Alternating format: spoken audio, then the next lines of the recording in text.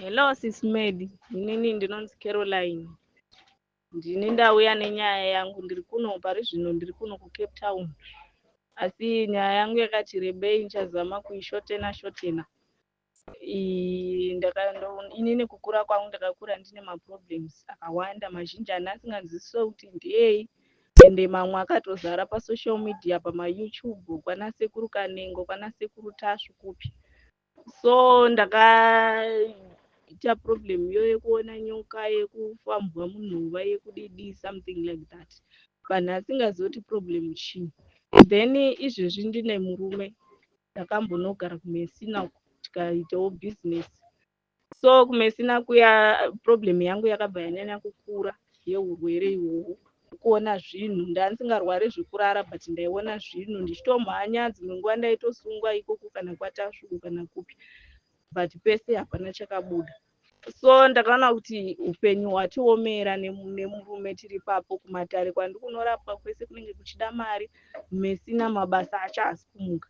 Ndobva ndamuti chienda kupi, kuna bamukuru, ndotaura kuna bamukuru vangu kuti vakutsvagirewo basa kupi, kuCape Town. Ini ndombonotsvaga kwekurapwa kuChinhoyi ndichimbosorovha nyaya dzangu, but pakuenda kwaunoita uchaita unenge uchinditumira mari, unenge uchinditumira mari, uchinditumira mari iyoyo ndenchirapwa nekudidi. Ndofunga ndakatotengesa midziyo yangu, firiji nezvimwe zvakawanda wandawo, ndikati murume aende kubasa. Asvika pabasa apa bamukuru kuda ndo vanomaneja handiziviwo zvokuti vanoita nezvei, but vanoratidza kuti ndivo mukuru webasa racho. Ndobva vati hama inini hazvinetsi, bamunini ngavauye vashande muite zvinhu zvenyu zvamuri kuda kuita. Ndobva ndavati bamukuru, kana murume auya, imimi chinhingiriki naye pawiki mati kunourwa every week. Paevery week paachasvika ikoko ngaatsvage mukuku wake kana imba yake, then inini tine zvandichiri kuda kusolva. Ndobva vati alright no problem. Wiki rekutanga akabva anditumirawo mari zveshuwa, nchiti andawanawo kwekurapwa asi kuri kudiwa $20, bva anditumirawo 20 iyoyo. Inotevera yacho ndobva atoda kutengawo something ari kuno kuSouth Africa. Inotevera yacho haichabudi. Ndakumufonera anenge achingoti mari ina bamukuru, imwe zvakazodini. Ndofonerawo kuti nditaure nabamukuru, nhamba handina, dzavo bamukuru handisisina because foni yanga yaenda nemurume kuCape Town, inini ndabva ndasara ndisina foni. Asi ndichigara nasisi ikoko kuChinhoyi ikoko. Ndichigara nasisi kudaro, ndaizama kunetsa sisi kuti imimi murume wangu akaenda kumba kwenyu. Zvino murume uyu ari komplaina kuti mari haisi kunyatsobuda zvakanaka, haasi kubhadharwa zvakanaka, kana kuti vakamubhadhara pasina 2 days vanomutevera vanenge vachiziva kuti ane kamari muhomwe, vomuti ndipei ndimbokavha vamwe vashandi ava ndozokudzoserai. Saka haachakwanisi kunditumira mari yekuti ndirapwe ndiri kumba nesowati zvakawanda wanda. Pakatomboitika noizi vanguwo vakutsiura murume wavo vachidii. Murume uyu aibva atanga kuti mukaramba muchindituka murume wenyu ndakumudzinga basa, mukaramba muchipopota kusvika sisi vangu vaita sei, varega zvekumutuka vakati pamwana wavanhu angazosiyiwa ikoko. Ndopa ndakati inini handidi kukomuniketa nemurume wenyu, ndokomuniketa nemurume wangu, ndomuudza kuti zvatakarangana iwewe wakanganwa here, zvatakawirirana. Iye ndopa akati inini handikwanisi kuti ndikuudze zviri kuitika kunoku nenyaya yekuti iwewe inini ndiri pamba pevanhu, ende ndikataura unogona kutoita hasha ukabvunza vanhu ndikatozodzingwa kana kuti ndikatozoita wese. Gare haachatobatiki pafoni, pazodini vadini. Bamukuru vaya vakuti ndikafonera murume ende airtime yekuZimbabwe inodhura, ndivo vaakudayira foni iya. Ndovaudza bamukuru ndoda kutaura newe kuti abuda aenda kuShoprite. Abuda ndikati aiwa reason yekuti munhu aenda kuShoprite ndoyamungadayirira foni here muchindidyira airtime. Handiti kana auya anongodayira foni, auya aizodayirwa foni iya chichi. Ndobva takungotaudzana, patina nhobvera ndakataura navo bamukuru kusvika nanhasi ndaingotaura nemurume wangu tichidetsana. So ndakasvika pakukonfuranta sisi vangu ndikati imimi makatenderei murume wangu kuti mumutore, so muri kuda kuputsa imba yangu. Zviri nani mudzimu adzoke vamupe mari yebhasi oita sei, odzoka toita mararamiro atatagara tichiita. ndobva sisi vangu vamuudza, iye anobva abhuloka sisi vangu, bamukuru ivavo vanobva vabhuloka sisi vangu, vonetsana woita sei. Pana ndakunzwa zvina ndakunzwa kuti aiwa pane problem takazopaonawo, ndobva ndaitirwawo zvechivanhu izvozvo zvandakaitirwa ndikaridzirwa ndikadii. Ndobva ndatoudza sisi ndikati inini ndakuuya, asi ndakuuya vana vangu vanga vari kumba kwenyu kwamunoloja, because tine imba yakasiiwa nevabereki. Ndakuchivabvisa kumba kwenyu ndiuye, ndaingonzwa mwoyo wangu uchindidaro. Ndakuvabvisa kumba kwenyu ndivaise kwatino kumba kwaamai. Sisi vakaramba kuti vana angagare senherera ndiripo. Ndobva ndangoti okay, saka ndakukwira ndakuuya. Ndobva ndakwira. Ndichikwira ini nanhauza kuti sisi ava vari kutonetsana kuti inini ndisauye nemurume, but havana kundibudira pachena. Uyu murume wangu aripo pamba ipapo vanaye. Kukwira kwandakaita manje ndopandakasvika ivo bamukuru ndobva vati ini handina kuudzwa kuti muri kuuya. Saka wedhiroro ndakangonanga kuti pane something, but handausa musoro because ndakazviudzwa kuti wiki ratasvika achangohora murume, totsvaga kana imba kana chimukuku chacho ichocho tobva taenda pedu tosiyana nazvo. But before asati ahora kwacho, mashoko vairwa sisi vangu nemurume zvekuudzana zvinyadzi kudii, kuti tichiziva kuti nyaya iri kubva kupi, kuti tiite chii, ende handina kudaira, handina kubvunza. Mwana wasisi vangu mukomana aripo, but asiri wababa avo, ndo murume yandanda kugara. Ndichinzi bamukuru ava vati inini ndisagara muimba yavo. Ini ndakauyawo nezvinhu zvangu zvekutengesa zvematare izvozvizvi. So vagara ndobva ndini ndaingovaiginwa zvese zvavaita, ndichingoti dai ndawana imba, because location iri kunoko handiizivi. Murume wacho haaizivi because aigara akangotonama nabamukuru, ndobva vamuita dhiraivha wavo. Saka hapamba pasina kana kuti afambe atsvage pekugara. Ndati sezvo ndauya inini ndokwanisa kufamba. Ndobva tambofamba nemurume tichifamba, ndofunga madhezi esai apera tichingotenderera, but vanhu vemunomu vanenge vachiita zvezvekuti kana ndabuda ndozokuudza wati hatizvinzwisise maitiro avanozviita. Plus dzatechida dzakachipa dzeshe dzinenge dzichiya mheno mafambisiro azvinongoitwa zvekutsvaga imba, tinongotenderera tajaira zvedu zvekuZimbabwe. So ivo bankuru kuda vari kufunga kuti inini ndoda kuramba ndiri pamba pavo here, kana kuti vari kufungei, kana kuti vari kurwadziwei neni, because panguva yese hatisiri kutaudzana, kungoitana mamukasei but hatina kutukana, hatina kudii. Ndobva vauya vakati imai inini nda kupai mari mutumire vana kumusha 500. Vapedza ndobva vanditi pei yasvika, isusu mari yacho takaexpecta tibhadhare rende, ndobva vabata pei yacho yewiki iyo inongova 1000, pasara 500. Saka totsvaga sei imba, tangogara tamirira kuti rimwe svondo riite sei risvike. Vatovava, vatanga kutukana, vaenda kuseri, ndiri kuvatengera chikafu, ndiri kuzodini nevana vavo, ndiri kuvachengeta, vataura zvakawanda. Ndikati kwa imimi mukuchengeta vana vangu, handitipei iye murume uyu yaari kuhora ndo yamuri kuzongobata here? Ini ndangochema kuti vana vanenge vane nzara kumba. Zvikanzi hamutende, zvakazodii, vakataura zvakawanda, vakapopota.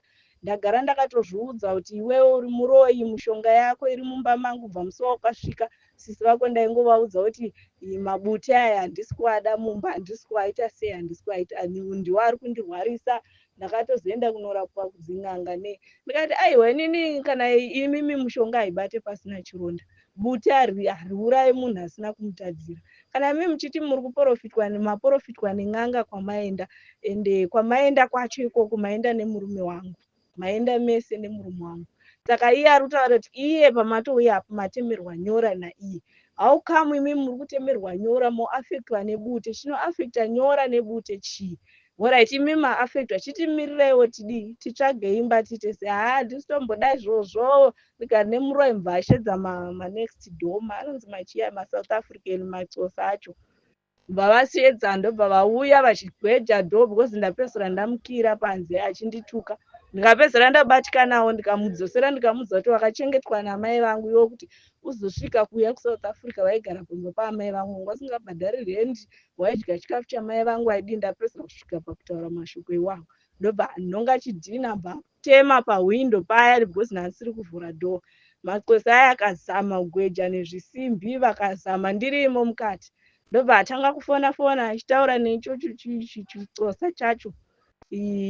vachitaura paye nemambavha yanga ari panze vakomana 3. So wani mukomana ndiazouya akati ndopandibvunza sista chii chiri kuitika ndamuexplainera ndikati ati inini ndiri muroyi, ndiri kumuroya ndiri kumuafecta but inini ndamhene kuti ndiri kumuafecta papi. Audzwa nen'anga mhene yekupi. Kun'anga kwacho vakaenda vese nemurume wangu, asi ini murume wangu haana kundiudza kuti mai mwana mabatwa chii, mabatwa uroyi. Ndati aho inini muuya muxhosa. Ndobva ati iyi nyaya inoita sei, inosungisa. Mbva atanga kuvamheno zvavanga vakutaura nechixhosa chavo. Ndobva ati regai ndifonere vamwe vanani vatotaurwa nemazita. Mukadzi wekuseri kwemba ndiye auya anogara kumukuku kuseri wemushona wemuzimbabwe. Akati mainini regai ndikuudzei, mimi kunoku hamuite sei, hamukuziva, vanhu vari kutofonerwa havana kana tsitsi kana chii. Imimi dai muri mumwe mavhura dhoo, kana ava bamukuru venyu ava vachida kukurovai vokurovai, kana vachida kudii, imimi vanhu havasati vashedzwa. Ndopandakati inini kana ivo vachida kushedza vanhu vavo vachangondipindira vachiita zvekuita zvekugweja dhoo, zvekubhureka. Inini zvoti ndivavhurira handisi kutovhura. Vakomana vakambovhundutsira vakambodii, but vava vasinawo kunyanya kuda kundivhundutsira because vanga vaudzwa nemushona yokuti munhu uyu achangobva kumusha, haana 1 week, haana zvaanoziva muno. Ndobva vapedza kufona vachiputsa vaindoda kumamisa, vachitaura zvinyadzi, vachidini. Ndikati aiwa hazvinetse, inini ndakuita police case kuti handiti mimi mandinanga uroyi, ndozvamamundipondera, ndozvamuri kunditsvagira vanhu. Ndobva vafona kubasa kwavo ikoko kunoshanda murume wangu. Zvikanzi ngaatobva kubasa ikoko, kunonzi kuStellenbosch hamheno ndekupi, ngaatobva netsoka ikoko pabasa pangu, handichadi kana kumuona. Ngaatobva izvezvi, vanhu vaimva vambomudzora-dzora. Ndopaazouya murume achitosvika achiti ndairega zvangu kuudza, ndaizviziva kuti uchazodii, pachazoitika noise. Ndozvavanongoita vakada vakakuitisa chinhu, vanokuti kubasa kwangu handichadi, kana kuti vamhene kuti muchaita sei. Votemeswa nyora, vakatemeswa nyora makumbo ese, vakachereswa mishonga payadhi yevanhu vemuSouth Africa. Ndikamuudza murume wangu ndikati aiwa inini ndiri svikirwa, handisi n'anga. Wai muchiita zvekuchera mishonga pamayadhi evanhu, wai muchiita zvekutemana nyora, muri kuitei, muri kuromba here kana kuti muri kuita? Asi handakonfuranda ivo bamukuru, ndakonfuranda murume wangu. Ndopa vatozovava zvekutopenga zvekuti batangobuda. Saka tasiya hembe dzese nezvinhu zvese mumba mavo nemishonga yacho vari kuroyewa nayo. Inini handichaziva kuti ndodii. Kana dai kwakuri kuZimbabwewo pamwe zinhata yaipindira poshedzwawo dzimwe n'anga, kana kuti mambo opindira dzimwe n'anga dzoprofita pacho pandavaroya nemishonga yacho yandavaisira nechandiri kuvaroyera chacho. Saka kupolisi handizoziviwo kuti ukaenda usina mapepa zvinonobudawo zvakaita sei. Ndatombonomira papolisi pacho. Saka nhasi ndangoswera ndichingotsvaga imba, but mari yandendinayo ndinenge iri yekuwana imba, basa racho hapana, ende kufamba takutotya kuti vanhu ivava anogona kuvatuma futi, because pane maaudios evanhu vanzwa noise vekuchechi tinoenda kumasowe, vakatanga kutoti hama yenyu zvakadii munofa, uya anouraya. Maaudios acho ndinawo nemameseji ese ndinawo. Saka ndatongotya kuti ndawana pekurara izvezvi, handiri kufunga kuti ndiende kupolisi here, ndiite sei. Ndosaka ndati ndibate sisimeli pamwe ndingawanawo advice, because anything can happen. Nekuti bamukuru ava kuZimbabwe already vagara vane nyaya dzavakatotiza vachiuya kunoku dzakawandisa, dzekutengesa mastendi, ekuti one stand votengesera vanhu hobho. Hanzvadzi yangu inini ndanchiri mudiki zvangu, but inyaya yaingondinetsa. Akangofawo achinongedza sisi vangu nani nemurume wavo, but zvinhu zvekuti ndandiri mudiki ndakutanga kuzvifunga izvi achiti akatumirwa vanhu nani nemukwasha iyeyu, ndobva angofa asingadi kana kuvaona, akatovadzinga pamba. Saka hunhu hwavo bamukuru ava hwandakutonotisa izvizvi kuti nguva yese pamwe ndaitoti vari kunyeperwa. Saka nemaaudios nemauya ndakutoudzwawo nevanhu vekumasowe, vamwe vaanonamatawo naye, vamwe vemuraini. Ndatobatwa nekutotya kuti handichaziva kuti ari kundifungirei, kana kuti achatotumira vanhu, because atozvitaura. Ndatobva pamba achiri kufonera vanhu vacho, ndobva ndabva inini. Saka mheno kumba kwacho handisi kutoziva kuti sisi vacho vari sei. zvazofamba sei kana kuti chii chaitika havasitoziva kuti vangu vane purobhuremu yekumbomutsigira kana murume wacho achiitira vamwe zvakaipa. Kana ivo vazoitirwa ndopavanoona kuipa kwake, nekuti ipapa pari kutonzi ivo vakatombokidhinepwa sisavo nevanhu vaitsvaga murume wavo vasingavabhadhari here, vakarongana vanhu vakakidhinepani sisi vakagara nenge 3 days here ikoko, dava ndopavakazokwereta kwereta mari vakanopa vanhu vaya. Asi inisisi nemuromo wavo havana kundiudza, asi iye mwana wavo akaudza murume wangu. Ndikazviziva handina kuvabvunza, nanhasi vari kufunga sisi vari kufunga kuti handizvizivi. Zvakawanda zvavanomukavhira vanozoona kuipa kwake kana ivo vatadzirwa. Izvezvi anenge kana aenda kune mumwe mukadzi ndopavanotanga kuona kuipa kwake. Pese apo vanenge vachingomumiririra zvisirizvo vachiita kaavha apo zvekuti auya achindiudza wekuseri nyaya dzinoitwa nabamukuru kumurume wangu idzodzo. Vatomushaudha zvokumushaudha zviye ivo sisi vangu vakati unomuudzirei, uda kukonanisa vanhu, uri kuda kudii. Ndikati mimama maifanira kushaudha munhu because tofanira kuziva zviri kuitika kuitira mangwana. Havatozopopota vakatukana nevanhu vacho vepayadhi. Saka kureva kuti hapana achandipawo kana kuda kundibetsera because vanotuka kana kuti vanoita sei. Saka apa ndopavanga vachitofoona kuti uri kupi, wazodii, waita sei. Saka ndavaudza kuti pane zvandiri kumbovagadzirisa. Handina kuvaudza kuti ndakontakta sisi Mary, ndingori ikoko kwandiri. Saka iyo yandaisa apo ndiyo kontakti yavo yaivo sisi vangu vacho.